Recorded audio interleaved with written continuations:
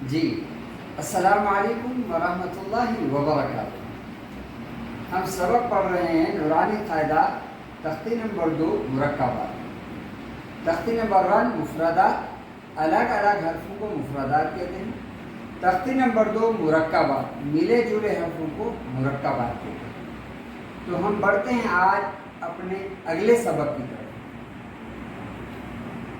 یا تا لام، دیکھیں یا تا لام تین حروف ہیں۔ یا تا لام قرآن کریم میں اسی طرح آپ کو ملے جلے حروف ملیں گے، اس کی پہچان اور مشق تختی نمبر 2 سے ہو۔ یا سا لام نون با نون با نون نون تا یا نون یا سا نون با سا نون۔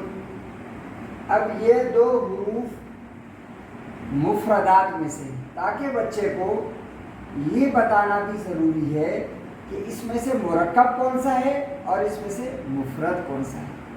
تو چونکہ یہ تختی نمبر 2 میں یہ حروف آئے ہیں جیم اور ہا، لیکن ان کی مشق مفرد کے طور پر تختی نمبر 2 مرکب میں بھی کرائی گئی ہے۔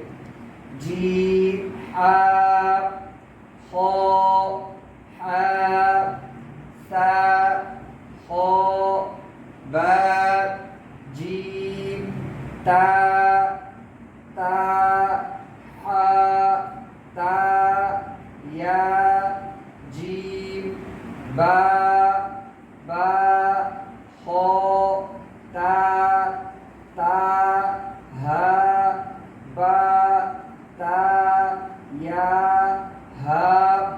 اب آپ دیکھیں